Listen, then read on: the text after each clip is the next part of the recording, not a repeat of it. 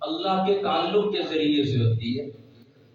جب انسان کلمہ پڑھتا ہے دل و دماغ سے، اپنے دل اور دماغ میں وہ اللہ کے تعلق کو بسا لیتا ہے، جو اس تعلق کی بنیاد پر یہ عمل کرتا ہے تو یہ عمل اس کا ہمیشہ ہمیشہ کے لیے قائم اور دائم ہو جاتا ہے، یہ عمل ہمیشہ ہمیشہ کے لیے اس کا محفوظ ہو جاتا ہے۔ اس لیے اللہ کے تعلق سے انسان کا ہر عمل وہ نیکی کا عمل محفوظ ہوتا ہے۔ اس لیے ایک حدیث پاک میں آتا ہے، حضور اکرم صلی اللہ علیہ وسلم نے فرمایا ان اللقمۃ تربو عند اللہ، ایک مومن جب اللہ کی راہ میں ایک لقمہ خرچ کرتا ہے اللہ کی رضا کے لیے، تربو عند اللہ، اللہ کے ہاں وہ لقمہ پالا جاتا ہے، اللہ اس کی حفاظت کرتا ہے، اس کی نشو و نما کرتا ہے، اس کو ترقی دیتا ہے، اسے تازہ رکھتا ہے، یہاں تک کہ صدیاں گزرنے کے بعد قیامت کے دن جب یہ بندہ پہنچے گا تو اس کا عمل وہاں تک محفوظ رہے گا۔ آج دنیا میں ایک آدمی ایک چیز رکھتا ہے، 2 سال بعد ختم، 4 سال بعد ختم، اب اس کے اندر طاقت ہی نہیں اپنی محنت کو محفوظ کرنے کی۔ تو اسلام اور یہ دین اور ایمان کس چیز کا نام ہے کہ انسان دنیا میں جتنی محنت کرے، جتنا عمل کرے، اس کی حفاظت اور کامیابی اور ترقی اور بقا کا بھی سامان کرے کہ اب یہ عمل اس کے لیے باقی رہے۔ تو ایک لقمہ تربو عند اللہ، اللہ کے ہاں پرورش پاتا ہے، ترقی کرتا ہے، حتیٰ تکون مثل احد، قیامت کے دن جب اسے ایک لقمے کا اجر و ثواب ملے گا تو احد پہاڑ کے برابر ملے گا۔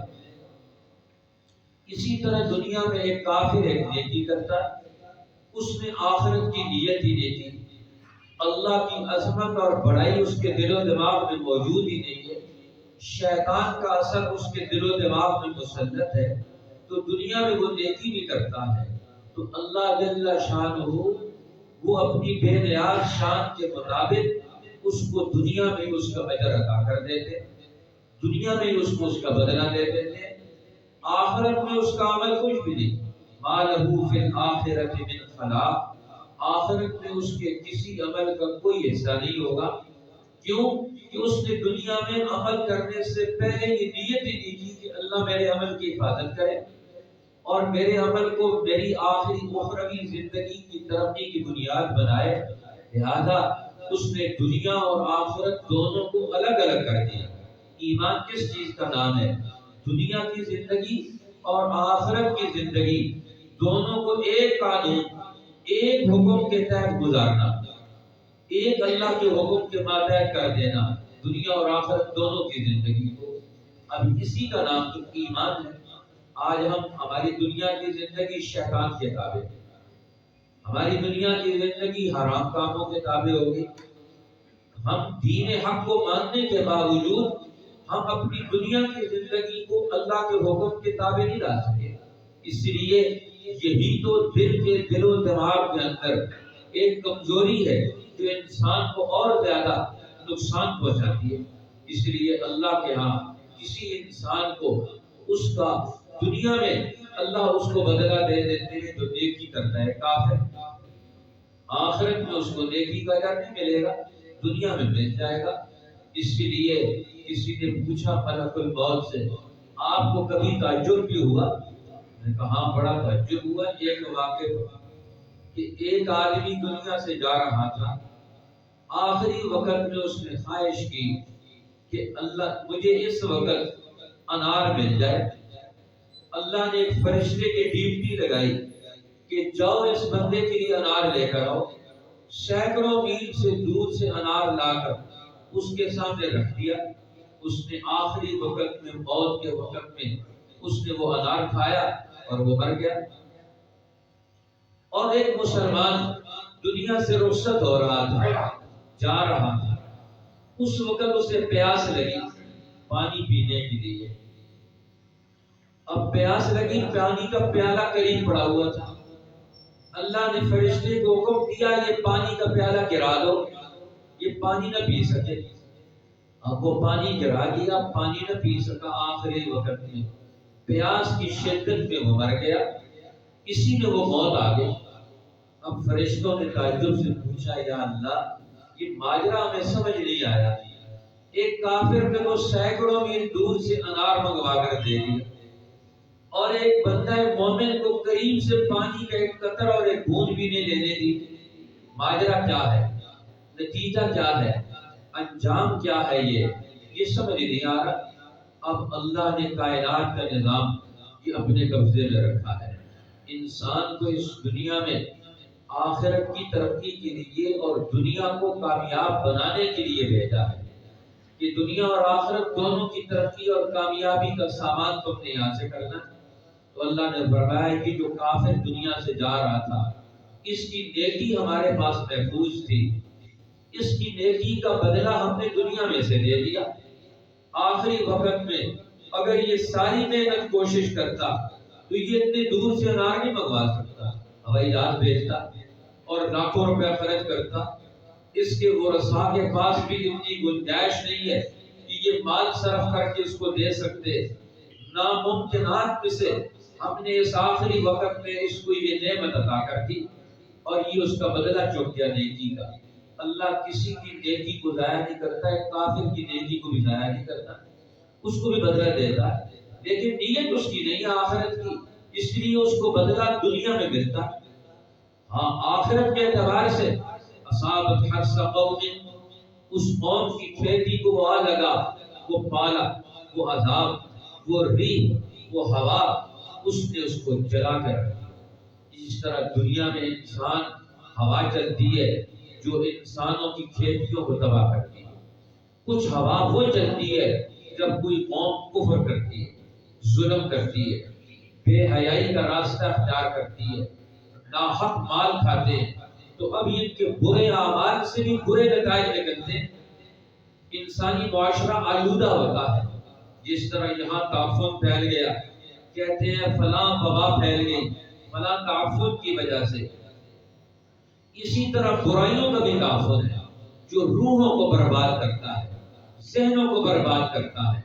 آج انسانی معاشرے میں بستے انسان ہیں لیکن ذہنی طور پر وہ حیوان ہیں، وہ درندے ہیں، شیطان ہیں، بگڑے ہوئے انسان ہیں، جس کے بارے میں حضور علیہ السلام نے فرمایا میری امت کے ایسے بڑے بڑے لوگ آپ کو نظر آئیں گے جن کے پاس علم و حکمت کی بڑی باتیں ہوں، گفتگو بہت ہوگی، لیکن ان کے دلوں کے اندر قلوبہم قلوب الذئاب، ان کے دل بھیڑیوں کے دل ہوں گے، انسانوں پر ترس دکھائیں گے، رحم دلوں سے نکل جائے گا، ایمان اور اللہ کے تعلق اور عظمت کا ان کے دل و دماغ میں کوئی شمع اور ذرہ موجود نہیں ہوگا جو ان کے دل و دماغ میں نیکی کا یہ اثر پیدا کر دے۔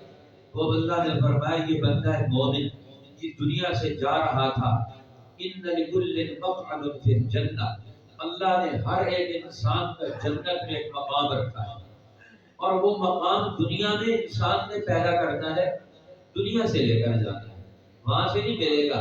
وَإِنَّ لِكُلٍّ مَقْعَدٌ فِي النَّارِ، ہر ایک کا جہنم میں بھی ٹھکانہ اور پلاٹ ہے، جہاں یہ پلاٹ تعمیر کرنا چاہے دونوں جگہ اللہ نے اس کے پلاٹ رکھ دیے، ہر ایک کا، ہر ایک بندے کا، کافر ہے یا مسلمان، دنیا میں آیا ان لکل مقعد فی الجنہ، ہر ایک کی ٹھکانہ جنت بھی ہے، وان لکل مقعد فی النار، اس کا ٹھکانہ جہنم میں بھی ہے، فرمایا اس نے جنت کا ٹھکانہ بنایا، لیکن نیک عمل سے اس ٹھکانے تک نہیں پہنچ سکتا تھا، اس کی موت کا وقت آ گیا اور اس کا ٹھکانہ طے تھا، مرتبہ طے تھا اللہ کے ہاں، اس نے جنت میں اس مقام کو پہنچنا ہے، لیکن کیسے پہنچے؟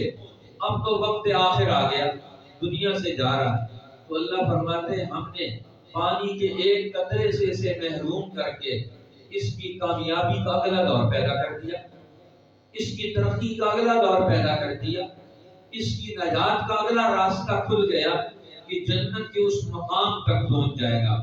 اب یہ وہاں تک پہنچے گا اس عمل کی وجہ سے۔ اب ایک مسلمان کو دنیا میں تکلیف آتی ہے تو اس کو آخرت میں اجر ملتا ہے، کافر کو دنیا میں تکلیف آتی ہے وہ اس کی اور زیادہ بوال کا، اس کی پستی کا ذریعہ بنتی ہے۔ اس لیے دنیا میں عذاب دونوں پر ایک جیسا آتا ہے۔ دنیا میں اللہ تعالیٰ جب عذاب بھیجتے ہیں قوموں پر، پھر وہاں فرق نہیں ہوتا، وہاں تو فرق نہیں ہوگا۔ دنیا میں عذاب عام آئے گا تو سب پر آئے گا۔ حضور علیہ السلام نے فرمایا ایک دفعہ مدینہ پر آخری دور میں ایک لشکر چڑھائی کرے گا، اور وہ چڑھائی کرے گا اور وہ سب کے سب تباہ و برباد ہوں گے۔ اب فرمایا وہ سب کے سب ڈوب جائیں گے، غرق ہو جائیں گے۔ فیہم اسواقہم، ان میں بازار بھی ہوں گے۔ صحابہ نے پوچھا یا رسول اللہ، وہ لوگ بھی آئے ہوں گے اس لشکر میں جو اپنا مال بیچنے کے لیے آئے، کسی اور کام کی غرض سے اس لشکر کا حصہ بن جائیں گے۔ فرمایا عذاب تو سب پر ہی آئے گا، جو اس لشکر میں شامل ہو جائے گا، جو ان کی معیت میں داخل ہو جائے گا، جو ان کے دائرے میں پہنچ جائے گا، وہ سب پر عذاب آئے گا۔ دنیا کا عذاب سب پر آتا ہے، اس لیے اللہ سے دنیا کے عذاب سے بھی پناہ مانگنی چاہیے کہ ہم دنیا میں کیسی زندگی بسر کریں، لیکن عذاب میں بھی فرق اللہ کر دیتے ہیں۔ اسی عذاب میں مسلمان کے لیے اور نوعیت ہوگی، کافر کی اور نوعیت ہوگی، لیکن دنیا کا عذاب تو آئے گا۔ ثم یبعثون علی نیاتہم، پھر قیامت کے دن اپنی نیت پر اٹھائے جائیں گے۔ اللہ تعالیٰ وہاں دل اور دماغ کے اندر موجود جو انسان کے تصورات ہیں، جو انسان کے باطن میں جو ارادے ہیں، اللہ ان کی بنیاد پر قیامت کے دن فیصلہ کرے گا کہ انہوں نے اس کو کیسے دنیا میں اثر پذیر ہونے دیا۔ اس لیے دنیا میں انسان اپنے دل و دماغ میں کن خیالات کو جگہ دیتا ہے، کن باتوں کو داخل کرتا ہے، کن چیزوں کو اپنے اوپر اثر انداز ہونے دیتا ہے، اس میں غور کرنا ہے۔ یہ انسان کے پاس دل و دماغ، یہ جسمانی قوتیں اور صلاحیتیں، یہ اللہ کی امانت ہے۔ اس امانت کا اس نے کیا حق ادا کیا؟ یہ انسان کے پاس یہ اپنی چیزیں نہیں ہے، یہ امانت ہے۔ اسی لیے علماء نے لکھا ہے خودکشی حرام ہے، کیونکہ جان انسان کی اپنی نہیں ہے، یہ اللہ کی عطا ہے۔ یہ جسم کا ایک ایک حصہ یہ اللہ کا دیا ہوا ہے، لہٰذا یہ اللہ کی عطا ہے، یہ اللہ کی امانت ہے۔ اس امانت کو، ان قوتوں کو اس نے کہاں خرچ کیا ہے، کدھر لگایا ہے، کہاں صرف کیا ہے؟ اس لیے اللہ تعالیٰ نے فرمایا کہ جو قومیں دنیا میں ظلم کرتی، اپنی جانوں پر ظلم کیا، انہوں نے کفر کی راہ اختیار کی، حق کا انکار کیا، انہوں نے اللہ کے حکم کا انکار کیا، دنیا میں قوموں کے حقوق کے حق کا انکار کیا، دنیا میں انہوں نے اپنی زندگی میں ناجائز اور غلط قدم اٹھائے، ظلموا انفسہم، اب انہوں نے اپنے جانوں پر ظلم کیا، باطل اور جھوٹ کا راستہ اختیار کر کے، فَأَهْلَكَتْهُ، اللہ نے اس قوم کی کھیتی کو، ان کی محنتوں کو، ان کے اعمال کو برباد کر دیا۔ اس لیے انسان کے اعمال وہ جاندار کب ہوں گے، نجات والے کب بنیں گے؟ یہ دین، یہ اس کے ہمیشہ ہمیشہ کی ترقی اور کامیابی کا پورا پروگرام دیتا ہے۔ فرمایا وما ظلمهم اللہ، اللہ کسی پر ظلم نہیں کرتا، اللہ کسی انسان کی محنت کو رائگاں نہیں ہونے دیتا۔ وما ظلمهم اللہ، اللہ نے ان پر ظلم نہیں کیا، کوئی زیادتی نہیں کی کہ اللہ نے ان کی کسی کام کو، ان کو اس سے محروم کر دیا ہو۔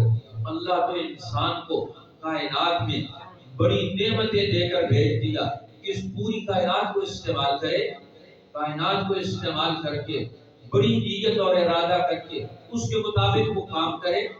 فرمایا بلاکن انفسہم یظلمون، انسان اپنے آپ پر خود ظلم کرتا ہے، یہ گھٹیا راستہ اختیار کرتا ہے۔ اس کے سامنے مثالیں دونوں موجود ہیں، اللہ کے نبیوں کی مثال موجود ہے جو حق کے ترجمان ہے، اس کے سامنے باطل کی مثالیں موجود ہیں جو ظلم کے، تکبر کے اور گناہوں کے ترجمان ہیں۔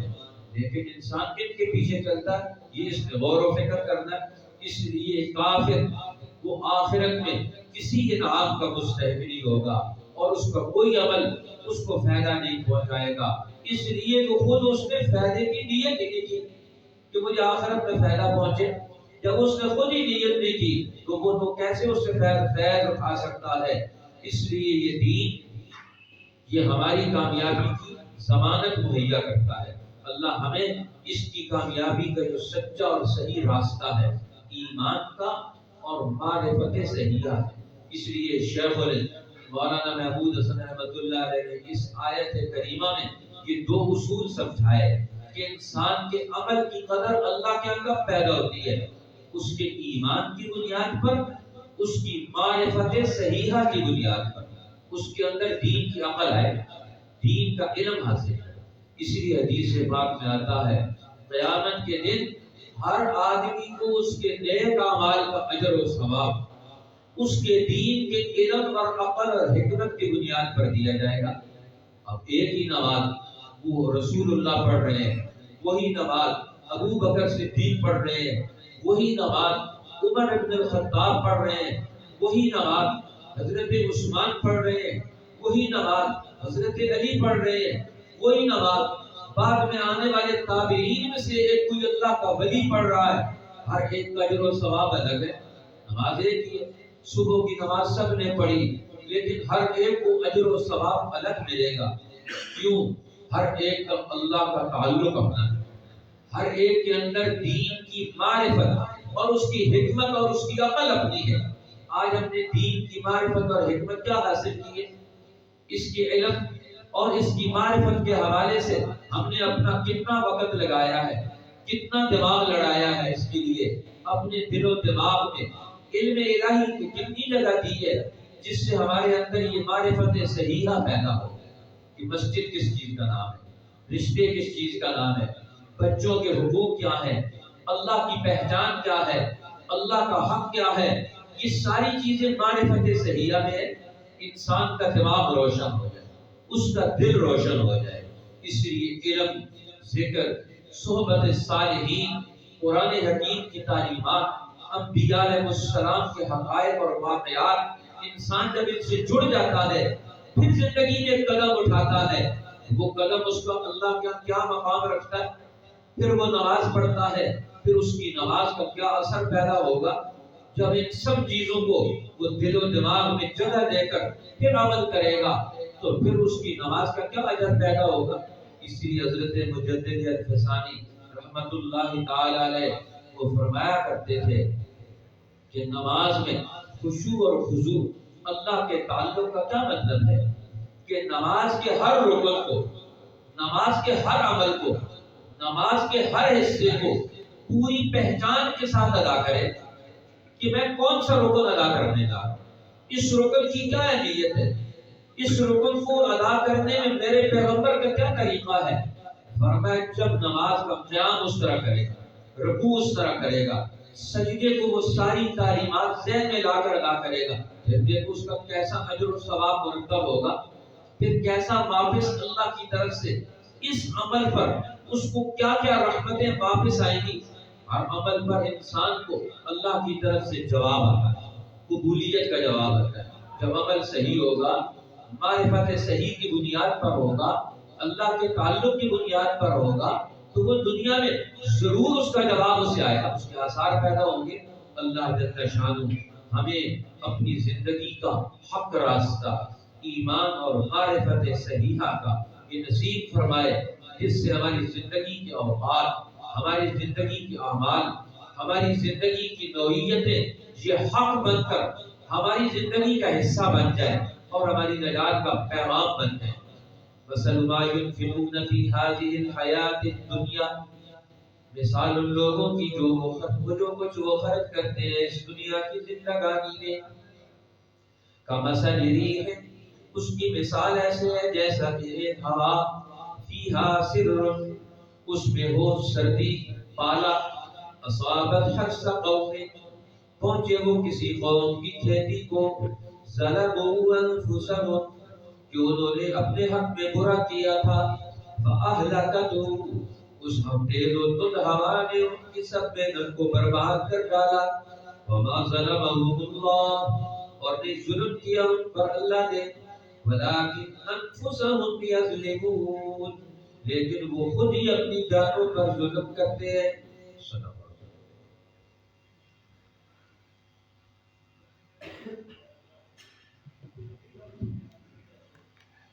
آمین.